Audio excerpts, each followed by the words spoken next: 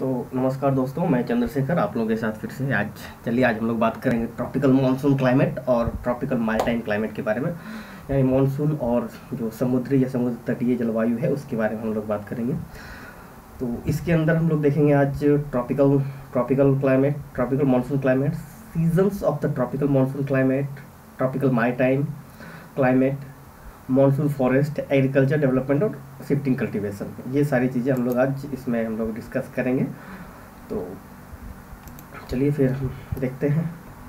तो सबसे पहले हम यदि बात करें तो हम इसमें और सारा एक इसका देखते थे कंटेंट क्या क्या है, इसमें क्या क्या पढ़ना है। इसमें तो ट्रॉपिकल मानसून क्लाइमेट होगा, seasons of tropical monsoon climate, इसमें 3 सीज़न आएंगे। उसके बाद आएगा फिर रिट्रीटिंग मानसून का वापस जाना, लौटता हुआ मानसून, फिर tropical maritime climate, tropical monsoon forest, agriculture development in monsoon lands, major food crops, low land cash crops, highland plantation crops, shifting cultivation and wildlife. तो एक्चुअली मानसून का जो climate है इसमें जैसे कि हम लोग देख रहे हैं कि यहाँ पर 3 सीज़न है। एक है कि कूल और ड्राई, मतलब ये एक शुष्क और शरद कूल और ड्राई सीजन है जो कि अक्टूबर से फरवरी का होता है। हॉट ड्राई सीजन मार्च से जून तक का, और रेनी सीजन होता है जून से सितंबर तक का। तो देखिए, चूँकि यहाँ का जो क्लाइमेट, यहाँ का जो सीजन्स में काफ़ी वेरिएशन है, तो इसके लिए आप समझ सकते हैं ये जो है कि बहुत ही ज़्यादा मतलब वेरी करता है इसका कंडीशन बहुत ज़्यादा, और यहाँ पर जो डाइवर्सिटी भी है बहुत ज़्यादा है। इसलिए इसको एक्चुअली बहुत लंबा होगा, लेकिन हम इसको बहुत अधिक से अधिक शॉर्ट करने की कोशिश किए हैं, क्योंकि पहले ही ये हमारा टॉपिक जो ज्योग्राफी है बहुत लंबा जा चुका है। तो चलिए हम लोग नेक्स्ट इस पर डिस्कस करते हैं ट्रॉपिकल मानसून क्लाइमेट का। जैसे कि हम लोग जानते हैं ट्रॉपिकल मानसून क्लाइमेट जो है कि वो एक ट्रेड विंड या लिटोरल क्लाइमेट है। ये कह सकते हैं कि अब ट्रेड विंड के हिसाब से मतलब लिटोरल क्लाइमेट है एक तरह का, जो कि पलट जाता है, तटीय टाइप का, या फिर और इसमें होता है कि रीजनल सीजनल रिवर्सल होता है विंड्स का, जो हवाएं हैं उसका जो मौसमी व्युत्क्रमण होता है।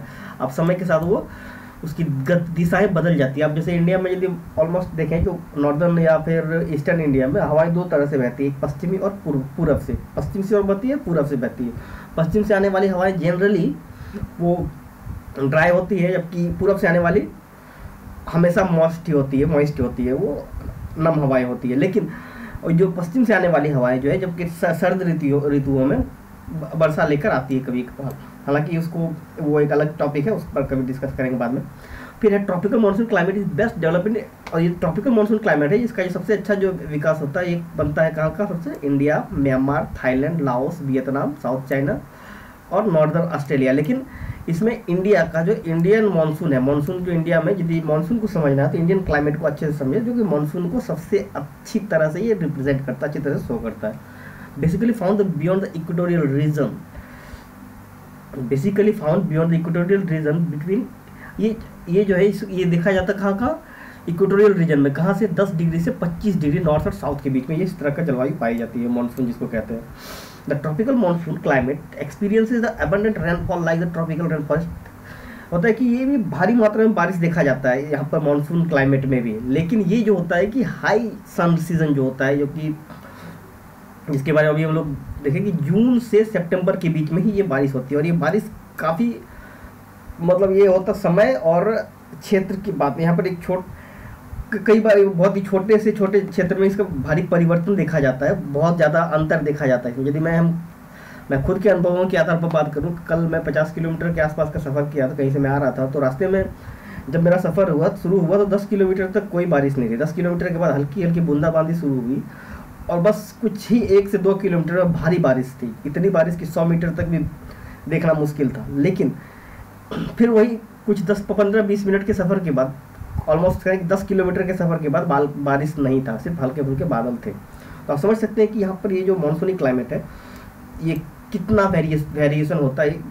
हम लोग इसको कई बार एक्सपीरियंस भी करते हैं, देख चुके हैं ये सब चीज़ों को, जो हम लोग मानसूनी क्लाइमेट इंडिया में रह रहे हैं इसके लिए।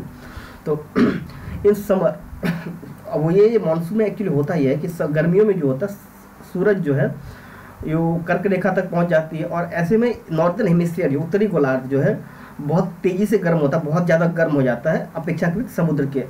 तो और समुद्र जो दक्षिण समुद्री क्षेत्र जो है इंडियन ओशियन जो है वो अपेक्षाकृत ठंडा रहता है। ऐसे में यहाँ पर समुद्र पर एक हाई प्रेशर और सेंट्रल एशिया और हिमालयन रीजन में एक लो प्रेशर बेल्ट बन जाता है, जिसके कारण हवाएं जो है वो हाई प्रेशर से लो प्रेशर की ओर अट्रैक्ट होती हैं और समुद्र से आने वाली हवाएं अपने साथ नमी भी लेकर आती है। और फिर अब बाकी बारिश का तो आप समझ सकते हैं, यो कि कन्वेंशनल है, ऑरोग्राफिक है, या फिर ऑरोग्राफिक और कन्वेक्शनल रेनफॉल होता है ड्यूरिंग दिस ये पूरे मानसून सीजन में। The seas which warm up the much slower, जो हाँ इसके बारे में बात, जो समुद्र जो कि धीरे धीरे स्लो गर्म होता है, जिसके कारण ये कंपेरेटिवली ठंडा होता है। At the same time southern hemisphere, जबकि इसी समय जो साउदर्न हेमिस्फीयर एक्सपीरियंस विंटर, इसी समय साउदर्न हेमिस्फीयर में विंटर होता है। और यहाँ पर ऑस्ट्रेलिया वगैरह में winds blow outward south Asia, और ये हवाएं जो है उधर से आप इसको दिखाएंगे, इसको मैप पर इसको समझ करेंगे कैसे मानसून हवाएं कहाँ से कैसे चलती हैं। तो चलिए बात कर देखते हैं इसको, यहाँ पर देख लें एक बार इसको। यदि मानसून की बात करें तो मानसूनी हवाएं का संबंध यहाँ से, ये इस तट से यहाँ से शुरू होती है, ऐसे आप समझ सकते हैं। ये पश्चिमी तट से पूर्व पश्चिम की ओर बहती है, पूर्व से पश्चिम की ओर, यानी कि प्रशांत महासागर के पूर्वी तट से पश्चिमी तट की ओर बहती है। फिर ये ऑस्ट्रेलिया से होते हुए इतनी दूरी तय करके फिर जैसे ये इक्वेटर को पार करती है, आप जानते हैं इक्वेटर, ये कोरियोलिस बल के प्रभाव में ये ऐसे मुड़ जाती है हवाएं, और ये इसके लिए इसको एक हवाओं में इस तरह का परिवर्तन देखा जाता है। और ये मानसूनी हवाएं अपने साथ भारी मात्रा में नमी लेकर आती है, और ये जो पूरा रीजन देख रहे हैं यहाँ पर, और इस सीज़न में काफ़ी बारिश होता है, भारी बरसात होती है बारिश। तो इसके लिए 2 पॉइंट है, एक है यहाँ पर का ताहिती और मानसून। एक्चुअली इसके लिए 2 पॉइंट निर्धारित किया गया मानसून के को स्टडी करने के लिए। तो इसमें यहाँ पर एक हाई प्रेशर बेल्ट और यहाँ लो प्रेशर बने तो मानसून को अच्छा माना जाता है, लेकिन यदि ये उल्टा हो जाए तो फिर वो मानसून के लिए बुरा होता है। इस स्थिति को एल नीनो स्थिति बोलते हैं। ये ताहिती में हाई प्रेशर, और यहाँ पर एक आइलैंड है जिसको ताहिती बोलते हैं, और प्रशांत महासागर में, और दूसरा एक ऑस्ट्रेलिया के अंदर यहाँ पर एक आइलैंड है डार्विन, इसको यहाँ पर लो प्रेशर, डार्विन में लो प्रेशर और ये ताहिती में हाई प्रेशर हो, तो ऐसी स्थिति में मानसून अच्छा होता है। लेकिन जब उल्टा हो जाए, यहाँ लो प्रेशर किसी कारण से, यहाँ लो प्रेशर यहाँ हाई प्रेशर, डार्विन में हाई प्रेशर और ताहिती में लो प्रेशर बन जाए, तो ऐसी स्थिति को एल नीनो स्थिति बोलते हैं, जो कि मानसून के लिए बहुत बुरा होता है, मानसून खराब होता है।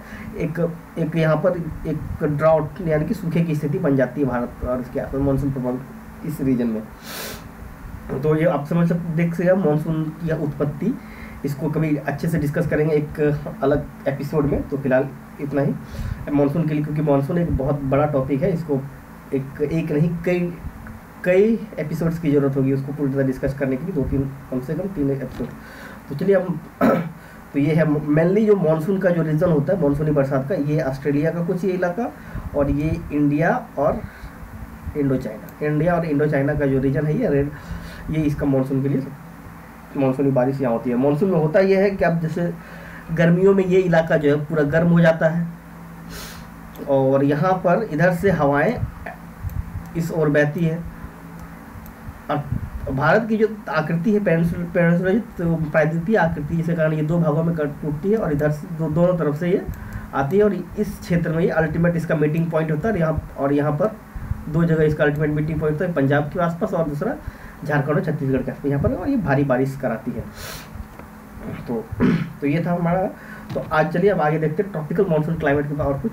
इन विंटर्स होता है कि ये सर्दियों में इन विंटर कंडीशन रिजर्व, सर्दियों में ये स्थिति बदल जाती है कि जब सूरज जो है मतलब वो मकर रेखा पर सीधी चमकती है, और ऐसे में ऑस्ट्रेलिया और दक्षिणी गोलार्ध में एक समर सीजन आ जाता है, और यहाँ पर एक लो प्रेशर बेल्ट बनता है, जबकि जो ऊपर में है जो हिमालयन रीजन है, यहाँ पर एक हाई प्रेशर बेल्ट बन जाता है, और हवाएं उधर मतलब उत्तर से दक्षिण की ओर बहने लगती है। ऑन क्रॉसिंग द इक्वेटर, और सेम उसका उल्टा कंडीशन हो जाता है जब वो और यहाँ पर ऐसे में ऑस्ट्रेलिया में इस वक्त बारिश इसके द्वारा मानसूनी हवाओं द्वारा होती है, और दक्षिण भारत में भी तमिलनाडु का जो तमिलनाडु में इस मौसम में बारिश होती है। जब लौटता हुआ मानसून से तमिलनाडु में बारिश होती है, जो कि जब हवाएं पश्चिम से पूर्व या फिर उत्तर से दक्षिण की ओर बहती हैं तो बंगाल की खाड़ी से नमी ग्रहण करती है और वो तमिलनाडु में बारिश कराती है। The monsoon climate has the high mean annual temperature as a small annual temperature range like equatorial climate. यहाँ पर जो मानसून क्लाइमेट में है दो तरह के पाए जाते हैं कि जो इक्वेटर के आसपास है यहाँ पर स्मॉल जो एनुअल रेंज है काफ़ी कम होता है, जबकि जो इसका थोड़ा हाई लेटीट्यूड में यदि नॉर्दर्न इंडिया की बात करें तो यहाँ पर बहुत ज़्यादा टेम्परेचर का जो रेंज होता है। यदि हम दिल्ली लखनऊ या कानपुर जैसे दिल्ली लखनऊ कानपुर पटना जैसे शहरों की बात करें, एक्चुअली है भी तो ये मानसून क्लाइमेट में, लेकिन यहाँ का जो मैक्सिमम टेम्परेचर होता है गर्मियों में वो 48 डिग्री तक होता है, जबकि मिनिमम टेम्परेचर ये 5 से 3 डिग्री तक भी आ जाता है। तो आप समझ देख सकते हैं कि 40 से 45 डिग्री का वेरिएशन आज देखा जाता है। चलिए अब बात करेंगे सीजन्स ऑफ ट्रॉपिकल मानसून की। तो देख सकते हैं सीजन है ट्रॉपिकल मानसून का, एक 2-3 सीजन है इसमें। कूल एंड ड्राई सीजन अक्टूबर से फरवरी, तो इसमें है कि ये 19 से 25 डिग्री सेल्सियस के बीच में, इसको 23 डिग्री सेल्सियस के बीच इसका टेम्परेचर यहाँ होता है। कुछ इलाकों में यहाँ पर पाला पड़ने का और यहाँ पाला वगैरह पड़ता है, ऐसे भी देखा जा सकता है। आउटगोइंग नॉर्थ ईस्ट मानसून जब पीछे से यानी कि इसको लौटता हुआ मानसून का एक रीजन होता है, ये टाइम होता है। However small amount of rain falls in Punjab. देखिए एक्चुअली पंजाब वगैरह क्षेत्र में हल्का फुल्का बारिश भी होती है इसमें, क्योंकि वो ये एक वेस्टर्न डिस्टर्बेंस की वजह से, वेस्टर्न डिस्टर्बेंस जो कि एक टेम्परेट साइक्लोन की वजह से होता है, जो अटलांटिक ओशियन और यूरोपियन रीजन में होता है, और वो मेडिटेरेनियन सी से भी थोड़ी बहुत नमी ग्रहण करता है और आके यहाँ तक इंडिया तक आकर उसकी बारिश कराता है वो। चेन्नई में भी इस बारिश होती है इस मानसून इस सीज़न में, इस अक्टूबर नवंबर में यहाँ पर। तो चेन्नई और चेन्नई यानी तमिलनाडु के आसपास, सिर्फ चेन्नई नहीं, तमिलनाडु और उसके चेन्नई के आसपास पूरे तमिलनाडु में बारिश होती है, क्योंकि ये ईस्टर्न घाट के होने की वजह से जो ये मानसून का होता है, जो मानसून जून से सितंबर का जो पीरियड होता है, जब हवाएं दक्षिण से उत्तर की ओर बहती है, दक्षिण पूर्वी मानसून होता है, उससे बारिश नहीं हो पाती कि पूर्वी घाट के समांतर हवाएं चलने लगती, जिसके कारण वो रेन शेड्यूल रीजन हो जाता है। और फिर जब लौटता हुआ मानसून होता है तो उसके कारण वहाँ बारिश होती है। फिर हॉट एंड ड्राई सीजन, ये है गर्मियों का सीजन, जब सूरज कर्क रेखा की और अग्रसर होता है और यहाँ पर भारी गर्मी, temperature rises sharply with the sun northward shift, tropic of cancer, average 35 degree Celsius, practically no rain anywhere, and intense low pressure generated over northwest India। यहाँ पर बारिश नहीं के बराबर होती है या बहुत कम होती है, और इसमें बहुत ज़्यादा टेम्परेचर नॉर्थ वेस्ट इंडिया में, उत्तर पश्चिमी भारत में देखा जाता है। अब लास्ट है हमारा रेनी सीजन, या फिर वही बोलते हैं वेट, हॉट और वेट, जो जून से सितंबर के मिड सितंबर की ओर के बीच आता है। ये जो होता है एक तरह का कि मानसून ब्रस्ट भी कह सकते हैं इसको। यहाँ पर जो साल भर का 95% बारिश, 95% जो बारिश है इसी सीजन में हो जाता है। This pattern is concentrate the heavy rainfall in summer, characteristic features the tropical monsoon climate. ये ट्रॉपिकल मानसून क्लाइमेट का एक सबसे बड़ा एक यही चरित्र है, जबकि इसका एक गुण है, इसी सीजन में सबसे ज़्यादा बारिश होती है। और यहाँ पर इस एक कह सकते हैं कि कल्टीवेशन का, जो खेती का एक महत्वपूर्ण समय होता है। बेसिकली यहाँ पर चावल की खेती होती है सबसे ज़्यादा, तो ऐसे में ये पूरे देश में, पूरे भारत में एक खेती का मौसम होता है कि कृषि कार्यों के लिए काफ़ी महत्वपूर्ण समय होता है ये।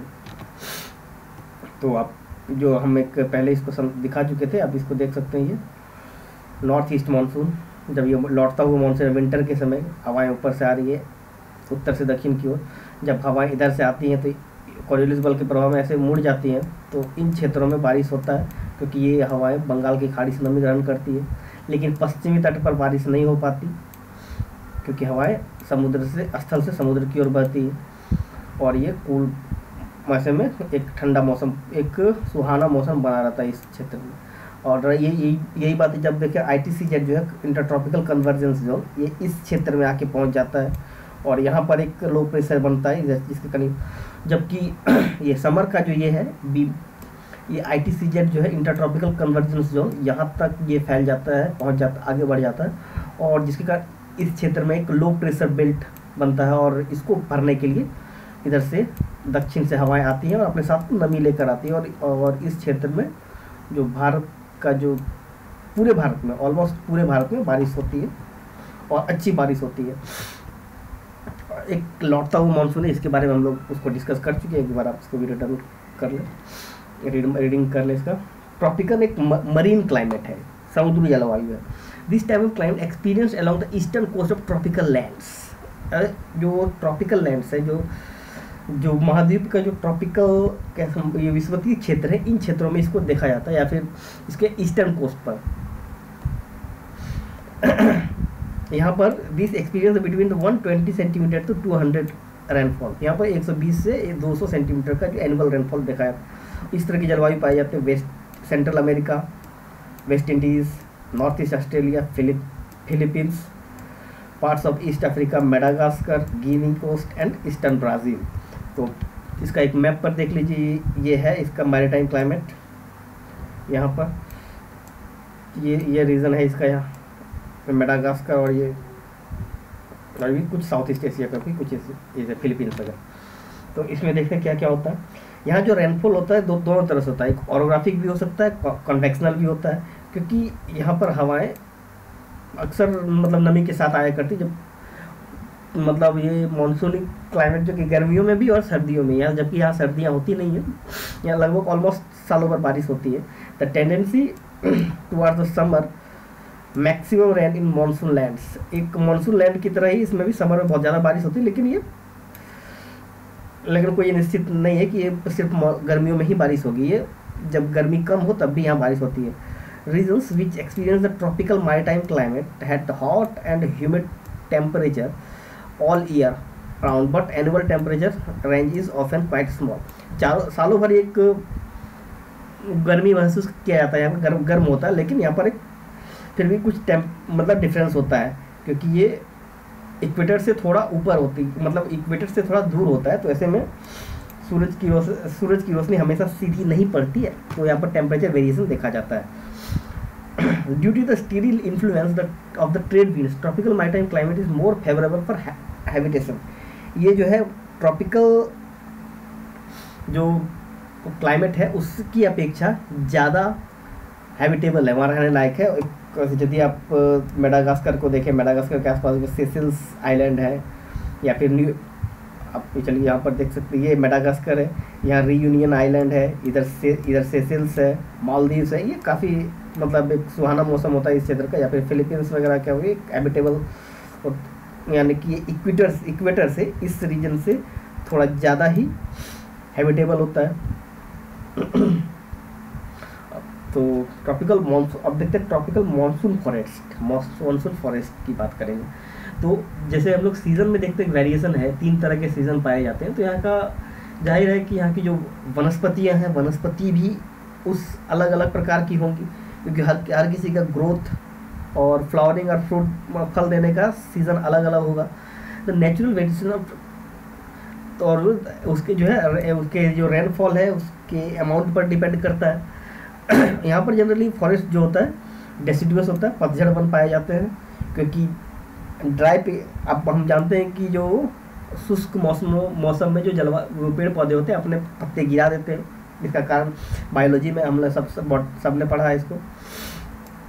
तो इन tropical monsoon forest are the ecosystems which develop very similar to the true rain forest. ये काफ़ी रेन फॉरेस्ट जो होता है ट्रॉपिकल, इसकी काफ़ी सिमिलर होता है, but are more open and less luxuriant and contents fewer species.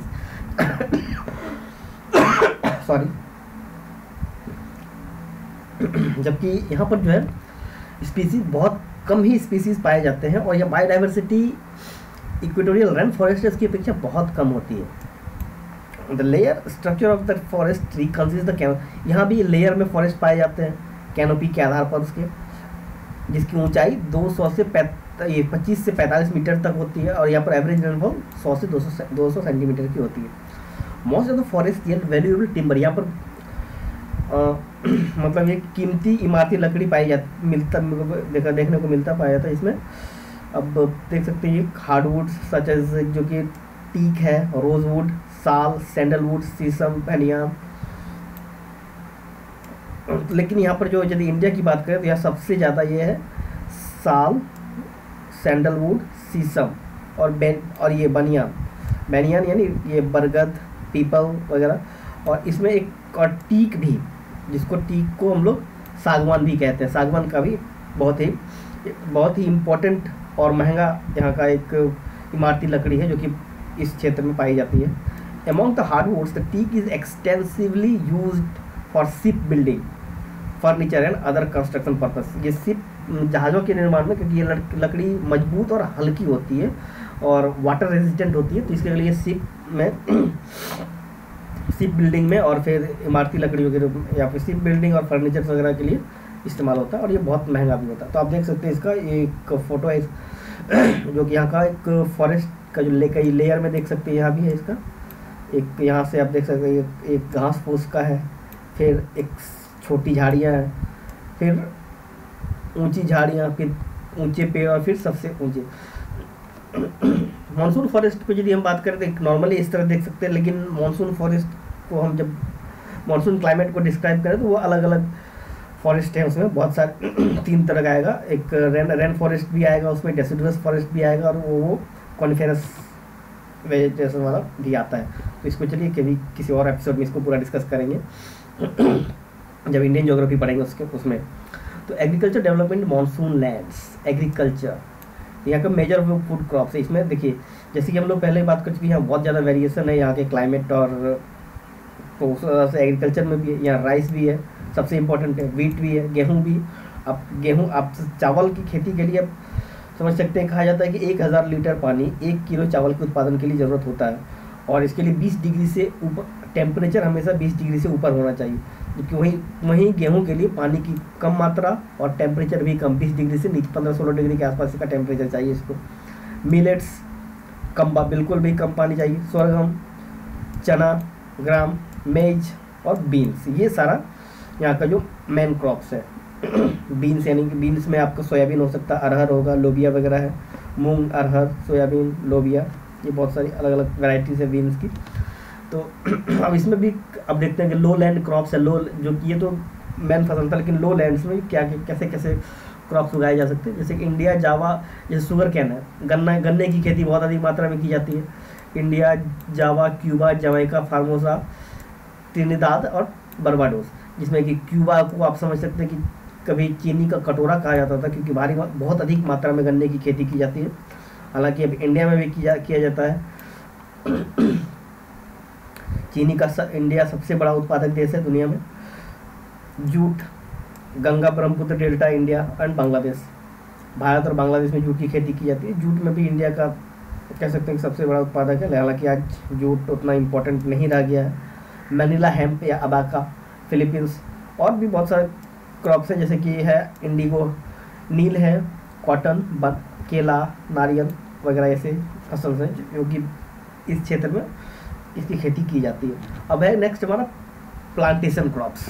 Plantation crops में जो सबसे ज़्यादा जो इम्पोर्टेंट है वो कॉफ़ी और चाय है। कॉफ़ी जो कि इसका ओरिजिनल इथोपिया और अरेबिया के बीच के आसपास का माना जाता है, लेकिन ये ब्राज़ील और भारत में भी इसकी खेती की जाती है। जो कि ईस्टर्न इंडिया और इंडिया में, मतलब दक्षिण भारत में इसकी खेती की जाती है, बेसिकली कर्नाटका और केरल में। चाय है, चाय जो कि ओरिजिन चाइनीज़ ओरिजिन का है, लेकिन आज दुनिया में सबसे बड़ा उत्पादक भारत है इसका। और तो नेक्स्ट आप देखते हो, एक है यहाँ का एक जो बेसिक एक स्पेसिफिक कैरेक्टर है यहाँ का, एक विशेष चीज़ है यहाँ, वो है शिफ्टिंग कल्टीवेशन। मानसून फॉरेस्ट में एक शिफ्टिंग कल्टीवेशन की एक परंपरा देखी जाती है। मतलब ये यहाँ के रहने वाले परंपरागत आदिवासियों के द्वारा एक ऐसी खेती होती है जब एक ज़मीन पर बार बार खेती नहीं की जाती। किसी एक जगह पर झाड़ियों को जलाया, साफ़ किया, जलाया और फिर वहाँ खेती की। 1-2 साल में जब उसकी प्रोडक्टिविटी कम हो गई तो फिर वो वहाँ से आगे दूसरी जगह पर चले जाते हैं। इसमें होता है ये जनरली ये लोग शकरकंद, बीन्स, मक्का और याम्स यानी ये जमीकंद या अरबी, रतालू वगैरह इनकी खेती करते हैं। ये जो ट्रॉपिकल सॉइल्स है, यहाँ पर ये बेसिकली हाई आयरन और एल्युमिनियम का ऑक्साइड होता है, और ये काफ़ी तेज़ी से इसका लीचिंग होता है, जिसके कारण ये इसकी फर्टिलिटी धीरे धीरे ख़त्म हो जाती है, कम हो जाती है, जिसके कारण ये लोग इसको फिर छोड़ देते हैं और फिर अगले ज़मीन पर चले जाते हैं खेती करने के लिए। ये जो कि भारत में एक जो जंगलों के विनाश के लिए बहुत ही मतलब एक जंगलों को डिफॉरेस्टेशन में बहुत बड़ा योगदान रहा है इस शिफ्टिंग कल्टीवेशन का। Shifting cultivation is so widely practised in amongst indigenous, आदिवासियों द्वारा ही की जाती है, सारे मैक्सिमम बहुत ज़्यादा की जाती है, और इसको अलग अलग जगह देख सकते हैं। भारत में इसको शिफ्टिंग का झूम कहा जाता है जनरली, लेकिन मलेशिया में लदांग, बर्मा में टोंगिया, थाईलैंड में तामरी, फिलीपींस में चैंगिन, होमा जावा में, चेना श्रीलंका, और मिल्पा अफ्रीका और सेंट्रल अमेरिका में। तो अब नेक्स्ट देखते हैं हम लोग वाइल्ड लाइफ। जैसे कि हमारे देख रहे हैं कि फॉरेस्ट अधिक है, जंगलों में भी वेरिएशन है, क्लाइमेट में वेरिएशन है, तो यहाँ पर वाइल्ड लाइफ में भी बहुत ज़्यादा वेरिएशन होगा। यहाँ आपको टाइगर भी मिलेंगे जो कि इंडिया का नेशनल एनिमल है, पीकॉक भी मिलेगा, ये ग्रासलैंड में रहने वाले ये जो पक्षी है पीकॉक मोर, जो कि इंडिया का नेशनल बर्ड है। गिर फॉरेस्ट में आपको एशियाटिक लायन भी मिलेगा, ये भी कह सकते हैं कि ग्रासलैंड का जानवर है, जबकि टाइगर जो है वो ट्रॉपिकल फॉरेस्ट का जानवर है। एलिफेंट हाथी भी है, और राइनो ये भी ट्रॉपिकल फॉरेस्ट का ही जानवर है। कैमल ऊंट और जंगली गधे जो कि डेजर्ट मरुस्थलीय जानवर है। यहाँ पर जो है कि जंगली बकरियाँ और स्नो लिपॉर्ड ये भी पाए जाते हैं इस यहाँ के क्षेत्रों में। अब यदि जंगली बकरियों को देखें तो आपको ये उत्तराखंड और हिमाचल प्रदेश के पहाड़ियों से लेकर ये आपको तमिलनाडु और कर्नाटका में भी देखने को मिलता है। इसके लिए और अलग अलग तरह के जानवर हैं जिनको बचाने के लिए बहुत तरह का एक इनिशिएटिव लिए गए हैं, उसके बारे में भी फिर आगे हम लोग डिस्कस करेंगे। जैसे एक अलग अलग तरह के बायोस्फीयर रिजर्व बनाना, नेशनल पार्क वगैरह। फर्स्ट वीक ऑफ जो अक्टूबर है इसके लिए हमें एक अवेयरनेस तो वाइल्ड लाइफ वीक के रूप में सेलिब्रेट किया जाता है। तो ये तो आप देख सकते हैं ऐसे ही मानसून फॉरेस्ट होती है, ये साल का जंगल है, साल के पेड़ ऐसे बड़े बड़े होते हैं, और नीचे भी और बारिश के मौसम में छोटी छोटी झाड़ियाँ घास फूस उगाते हैं, जबकि गर्मियों में ये सारे सूख जाते हैं। इधर नीचे आप देख सकते हैं यहाँ पर कुछ भी नहीं मिलेगा आपको। अब के लिए कुछ क्वेश्चन है जिस पर आप लोग आप खुद विचार कीजिए, यदि हो सके तो आप आंसर तैयार करके कमेंट में इसको डालिए, नहीं तो फिर आगे बताइए, करते हैं इसको। The climate of India is characterised by 3 distinct season, 3 अलग अलग सीजन में इसकी है। क्यों, कौन कौन है और क्यों, इसको कैसे होता है, इसको एक्सप्लेन कीजिए। In which part of the monsoon lands has the natural vegetation been removed by man, ये किस क्षेत्र में है जब नेचुरल मॉनसून जो पूरी तरह से साफ कर दिया गया, ऐसा क्यों, और वहाँ पर आज क्या यूज़ हो रहा है। Contrast the essential characteristic of plantation agriculture and shifting cultivation, plantation agriculture और शिफ्टिंग कल्टीवेशन को कैरेक्टरिस्टिक को आप अच्छे से इसको दर्शाए, इस पर थोड़ा चर्चा कीजिए, डिस्क्राइब कीजिए इसको। तो दोस्तों ये था हमारा आज का एपिसोड, इसमें ट्रॉपिकल मानसून के बारे में हम लोग पढ़े इसको। अब आगे तो मिलते हैं हम लोग नेक्स्ट एपिसोड में, तब तक के लिए थैंक यू।